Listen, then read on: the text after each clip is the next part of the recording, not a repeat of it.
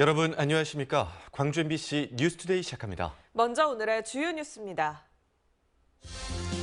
더불어민주당의 이재명 후보가 광주를 찾아 변화와 혁신을 다짐하면서 지지를 호소했습니다. 첫 번째 지역 선대위를 광주에서 출범시켰고 민생과 청년을 화두로 삼아 바닥 민심을 다졌습니다. 국민의당 안철수 후보는 5.18 정신을 헌법 전문에 넣는 것을 약속하자고 여야의 대선 후보들에게 제안했습니다. 주말과 휴일 이틀 동안 광주에서 코로나19 확진자가 100명 넘게 나왔습니다. 단계적 일상 회복을 시작한 이후 확진자가 급증하면서 방역 조치가 일부 강화될 가능성이 높아졌습니다. 내년 지방선거를 앞두고 선거구 획정과 의원 정수 조정 과정에서 인구 소멸 위기에 처한 농어촌 지역은 지방의원 수마저 줄어들지 않을까 우려되고 있습니다. 더불어민주당의 이재명 후보가 민주당의 심장 광주에서 정의가 넘치는 세상을 만들겠다고 밝히면서 변화와 혁신을 다짐했습니다. 첫 번째 지역 선대위도 광주에서 출범시켰는데요.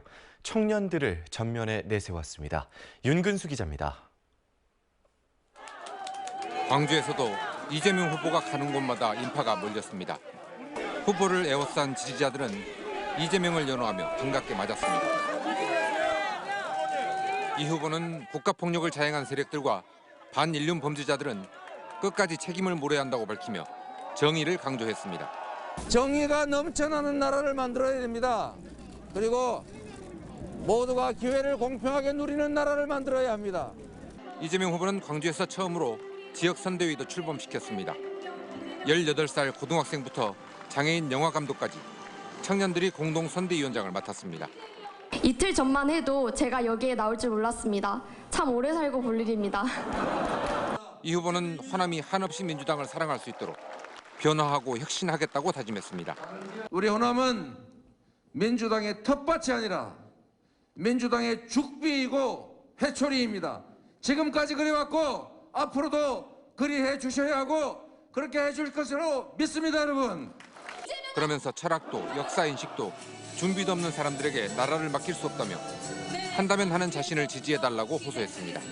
경제를 우선하는 경제 대통령, 오직 민생만을 생각하는 민생 대통령, 성과를 내는 유능한 개혁 대통령으로 광주의 기대, 민주당의 기대에 부응하겠습니다. 민생과 청년을 화두로 삼아 광주 전남을 종횡무진하며 민심을 다진 이재명 후보는 이낙연 전 대표의 고향인 영광에서 3박 4일간의 메타버스 일정을 마무리할 예정입니다. MBC 뉴스 윤문수입니다. 매주 타는 민생버스, 즉 메타버스를 타고 광주 전남을 방문한 이재명 후보가 나흘간의 일정을 마무리했습니다. 이재명 후보는 광주에서 전국민 선대위 회의를 주재한 데 이어 광주 전남의 대학생들과 만나 대화를 나눴습니다. 또 이낙연 전 대표의 고향인 영광을 방문하는 것을 끝으로 3박 4일간의 일정을 마무리하기로 했습니다. 그동안 이 후보는 장흥과 해남, 강진, 여수, 나주 등 전남 11개 시군과 광주를 돌며 지지층 결집에 주력했습니다. 국민의당 안철수 후보가 5.18 정신을 헌법 전문에 넣을 것을 약속하자고 대선 후보들에게 제안했습니다. 안 후보는 국립 5.18 묘지를 참배한 뒤 기자회견을 열고 자랑스러운 민주화의 역사를 국민 통합의 계기로 발전시키자며 이같이 말했습니다.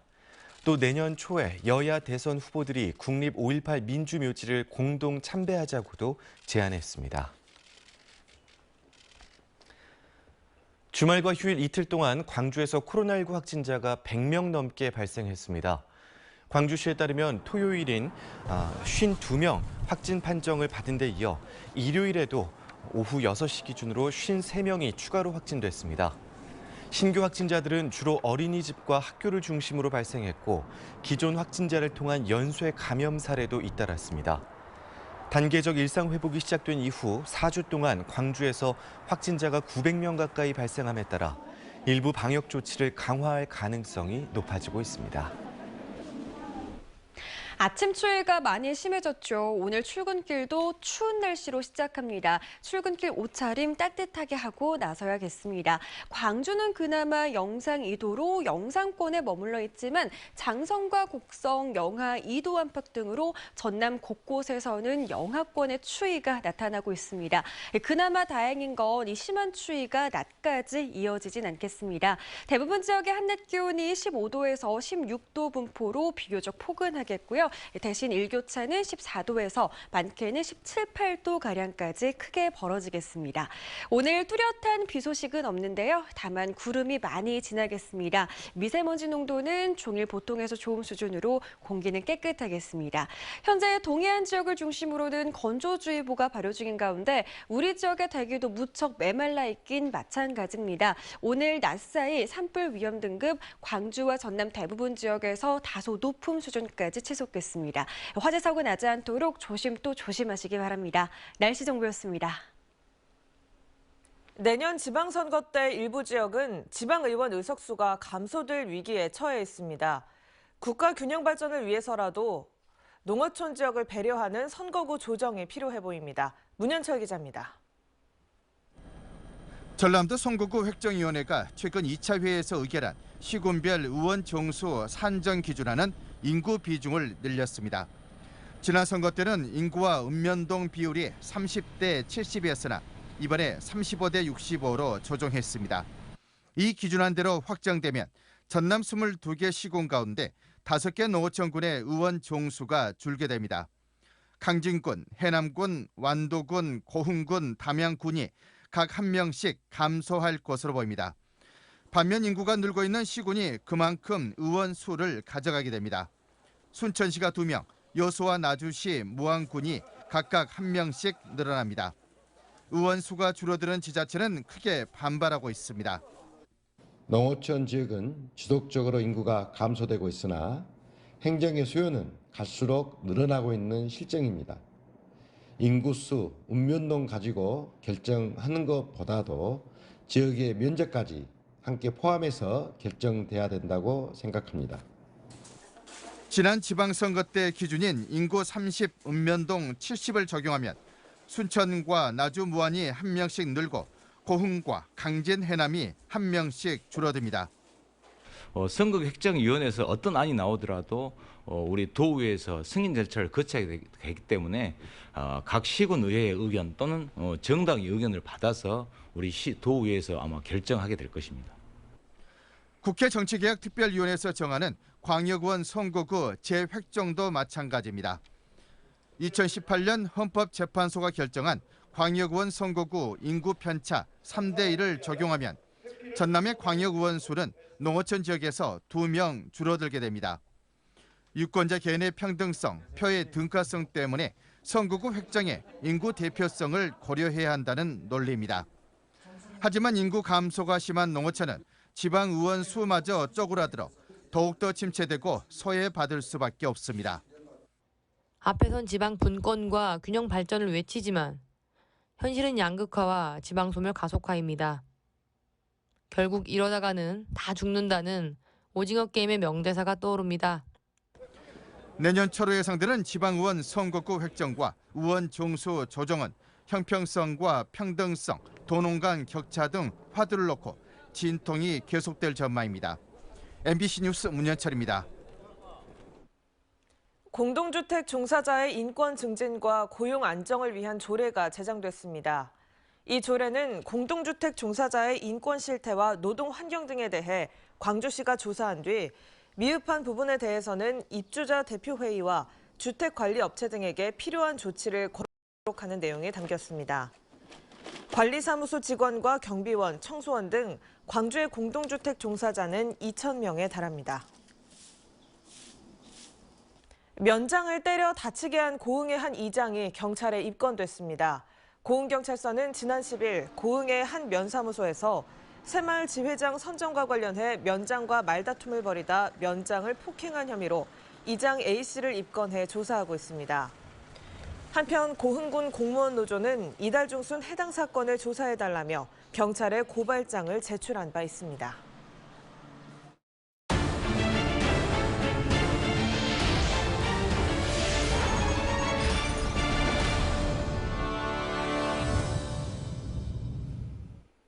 여수 웅천 부영아파트 민원에 대한 지적과 개선의 목소리가 이어지고 있습니다.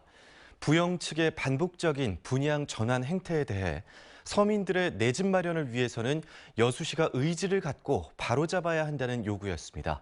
최우식 기자가 전해드립니다. 여수 지역의 임대주택단지는 모두 20곳.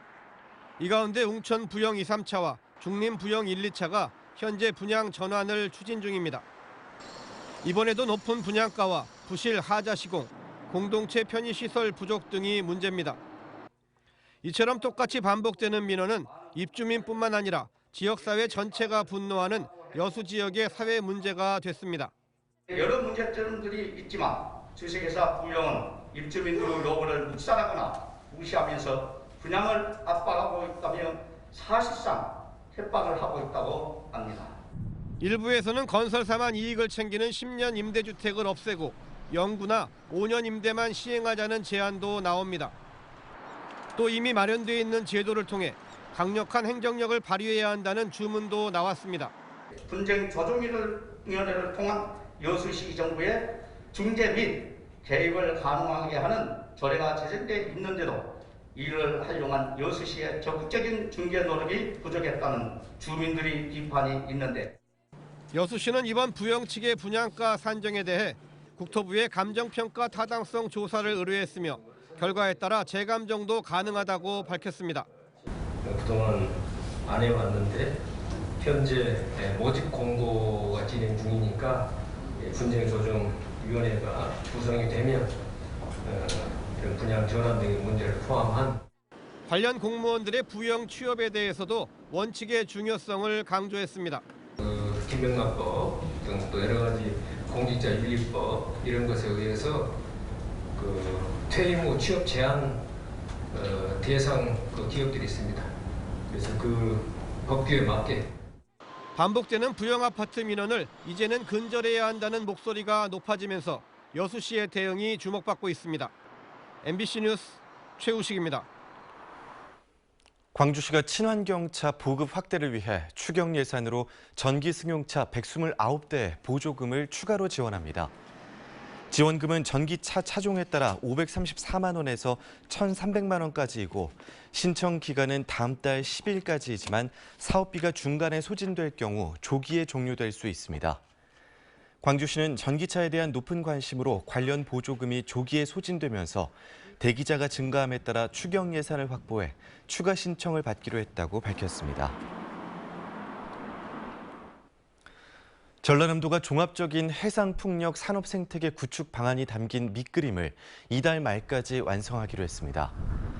전라남도는 이를 위해 지난 26일 연구용역 보고회를 갖고 전문가들의 의견을 구했으며 이를 반영해 이달 말까지 연구용역을 최종 마무리하기로 했습니다. 전라남도는 오는 2030년까지 민간 자금 등 48조 5천억 원을 들여 신안해상에서 8.2기가와트 해상 풍력 단지를 조성해 앞으로 450개 기업을 유치하고 12만 개의 일자리를 창출한다는 계획입니다. 청소년들의 시각으로 바라본 성평등 공모전이 눈길을 끌고 있습니다. 올해 대상은 남녀의 구분보다는 인간으로서의 가치에 더 주목하자는 내용에 돌아갔습니다. 김진선 기자입니다. 한국인 아빠, 일본인 엄마 사이 외동딸인 고등학생 박수빈 양. 여성들의 가사 부담이 큰 한국의 명절 등 문화적 차이로 어려움을 겪는 엄마를 보며 성차별에 대해 고민하게 됐습니다. 국적, 성별만 다를 뿐 모두가 같은 인간임을 존중하길 바라는 마음으로 써낸 글은 올해 전남도 청소년 성평등 콘텐츠 공모전에서 대상을 수상했습니다. 성차별이 성평등으로 바꿀 수 있을지는 모르겠지만 제가 지금 할 수 있는 일부터 차근차근 해보면서 약간 나비 효과를 일으킬 수 있으면 좋겠습니다. 육아는 도와주는 게 아니라 부모가 함께하는 것. 남자와 여자에게 어울리는 행동은 따로 있지 않다는 것. 이번 공모전에서는 일상 속 숨어있는 편견과 고정관념들이 청소년의 시선으로 다양하게 담겼습니다. 나 자신은 그저 나이기 때문에 소중하다는 내용을 동물들의 이야기로 그려낸 동화도 눈길을 끌었습니다. 남자는 일해야 된다, 여자는 일해야 된다가 아닌 나 자신의 근본을 찾아가는 거라고 생각합니다. 올해 세 번째로 열린 전남 성평등 콘텐츠 공모전에 출품된 작품은 380여 점으로 해마다 관심이 높아지고 있습니다. 이제 성별에 따른 차별뿐만 아니라 인종이나 민족, 또 다양한 연령, 힘의 차이 이런 것들을 교차해서 평등과 인권에 대해서 우리 학생들이 생각할 수 있는 좀 깊이 있는 작품들이 굉장히 많이 나왔다. 수상작은 전남 여성가족재단 블로그와 유튜브를 통해 만나볼 수 있고 찾아가는 전시회도 열릴 예정입니다. MBC 뉴스 김진선입니다. 전남 지역의 국산 김치 사용 인증 업체가 5천 곳을 넘어섰습니다. 전라남도에 따르면 도내에서 국산 김치 사용 인증 업체로 등록된 곳은 음식점과 학교, 공공기관 등을 포함해 모두 5,021곳으로 전국 인증 실적의 42%를 차지했습니다. 유형별로는 음식점이 전체의 65%로 가장 많았고 여수 낭만포차와 순천 웃장 국밥거리 등 동부권 주요 관광지에 있는 업소들도 국산 김치 사용 인증제에 동참한 것으로 나타났습니다. 우리나라 농수산식품 수출액이 통계 작성 50년 만에 100억 달러 수출 기록을 달성한 가운데 단일 품목으로 김 수출액이 1위를 차지했습니다. 해양수산부에 따르면 김은 올해도 6억 달러 이상을 수출해 1위를 기록했으며 단일 품목 기준 가장 많은 나라인 113개국에 수출하고 있습니다.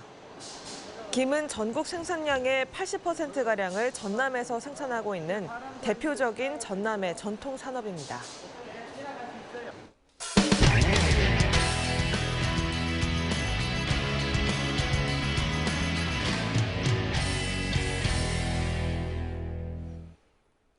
부산에서는 다음 달부터 부산 지역 화폐인 동백전을 기반으로 하는 동백택시가 출범합니다. 운전기사는 수수료를 한 푼도 내지 않고요. 승객은 동백전 캐시백 혜택을 받을 수가 있는데요. 이 카카오택시 독점 체제를 깨트릴 수 있을지 택시업계의 관심이 높습니다. 부산문화방송 윤파란 기자가 전해드립니다. 차량에 로고를 붙이는 작업이 한창입니다. 다음 달 정식 출범을 앞두고 동백택시에 가입하려는 기사들의 줄이 이어졌습니다. 현재 부산택시 10대 중 9대는 카카오콜 가입 차량. 카카오티 독점 체제가 굳어지며 높은 수수료와 함께 배차 제한, 콜 몰아주기 같은 갑질 논란도 끊이지 않습니다. 택시 기사들은 일단 카카오티에 대항할 택시 호출 공공 앱이 생겼다는 점을 반깁니다.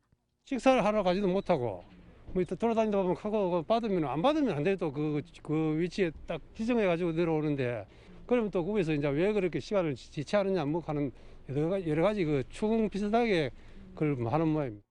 동백택시는 동백전 앱을 통해 택시 호출과 요금 결제까지 할 수 있습니다.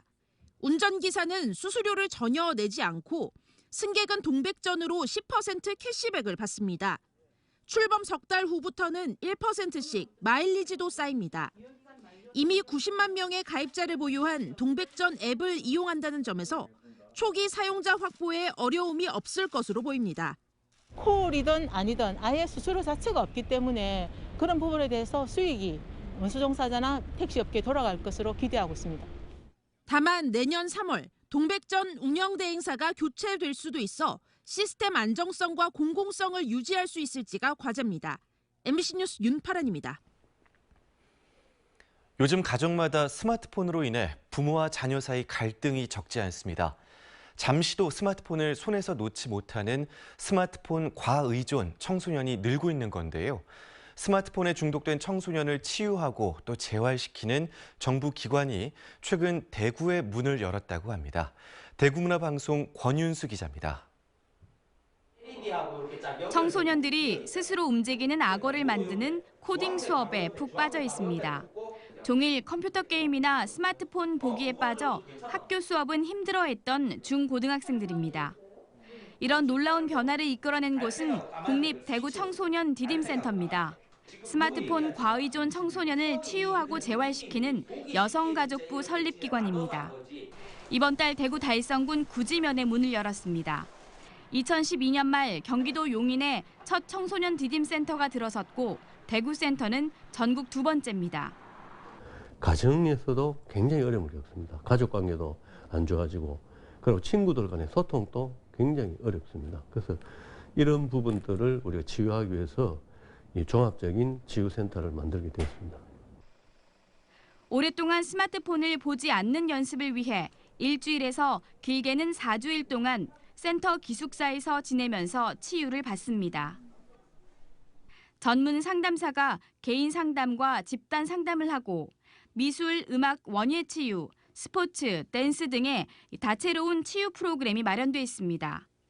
체험 활동으로는 MTV 프로그램과 그다음에 암벽 등반, 숲치유, 그리고 미술 활동과 음악 치료 프로그램 등이 있고요.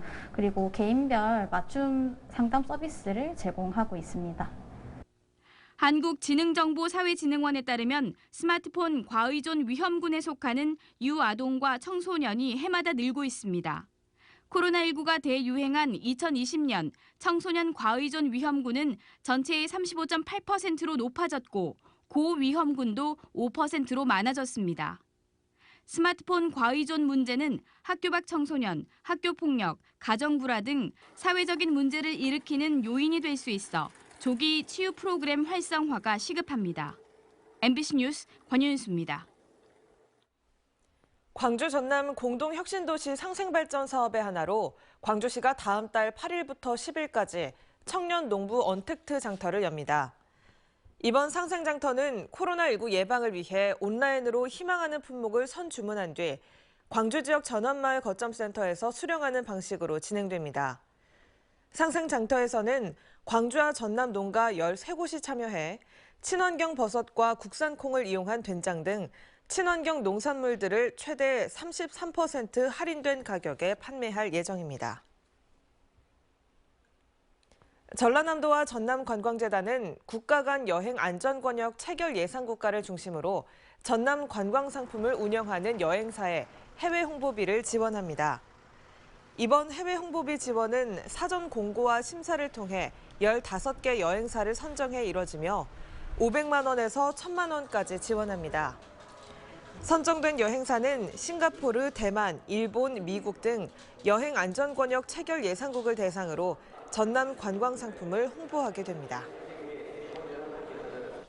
아침 추위가 많이 심해졌죠. 오늘 출근길도 날이 매우 춥습니다. 따뜻한 옷차림으로 나서는 게 좋겠습니다.